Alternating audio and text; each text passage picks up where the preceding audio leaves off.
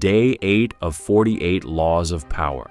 She used to reply in seconds. Every message, every story, every small update in his life, she was there, fast, available, present. Then 1 week, without saying anything, she slowed down. Not cold, not angry, just slower. He noticed it immediately. He started checking his phone more, rereading his last message, wondering if it sounded needy, wondering if he said something wrong. He hadn't. She just stopped chasing the conversation. The strange part? The less she chased, the more he leaned in. He started double texting, started asking if she was okay, started initiating plans he used to wait for her to suggest. Nothing about her had changed. Only her presence had. This is the part most people never notice about human attention. It doesn't move toward what is always available. It moves toward what requires effort.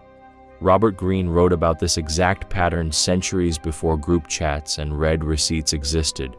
He called it Law 8. Make other people come to you. Use bait if necessary.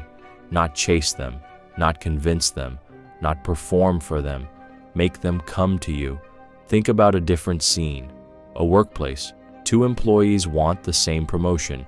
One sends updates constantly, status reports nobody asked for, long emails explaining every effort, every late night, every sacrifice.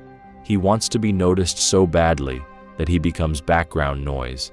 The other says almost nothing. She finishes her work quietly. When asked a question, she answers with precision and stops talking. She never explains her value. She lets her results sit there, untouched, until someone else has to come ask about them.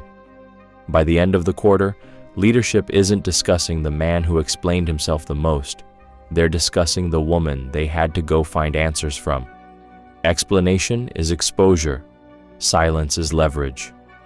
The man gave away his power 1 update at a time. The woman kept hers by saying less than she could have.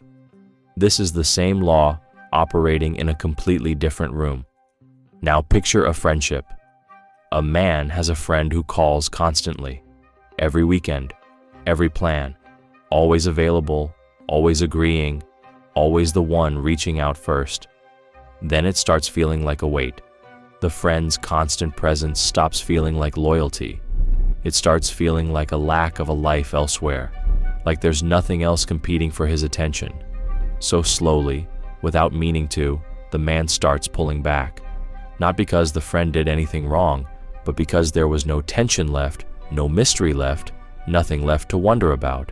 People don't long for what's already in their hand. This is what most people get backwards about power and connection. They think being constantly present proves loyalty. They think being available proves love. They think effort, visible and loud, is what earns respect. But Robert Greene saw something colder and more accurate. People don't value access. They value scarcity. They don't move toward comfort. They move toward uncertainty, because uncertainty is the only thing that keeps the mind engaged. The moment you become fully available, you stop being a pursuit. You become a given, and nobody chases a given. Go back to her, the one who slowed her replies. She didn't do it as a strategy. She didn't even think about it that way. Life simply pulled her attention elsewhere for a while. But the effect was the same as if she had planned it, because the moment her presence stopped being guaranteed, it became valuable again. That's the part that disturbs people when they finally understand it. Love, respect, attention. None of it is purely earned through effort.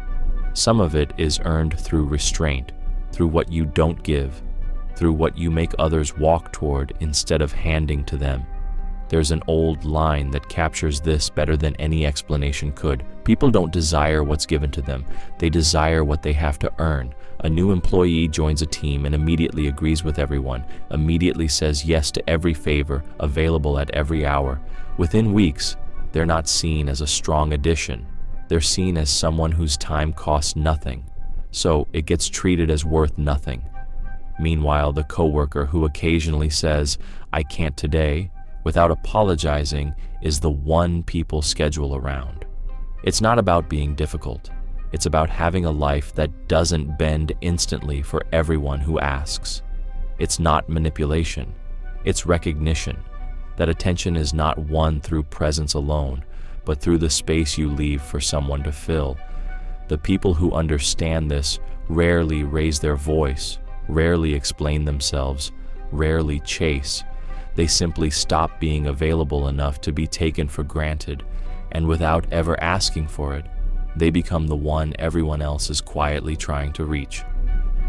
Law 8. Make other people come to you. Use bait if necessary.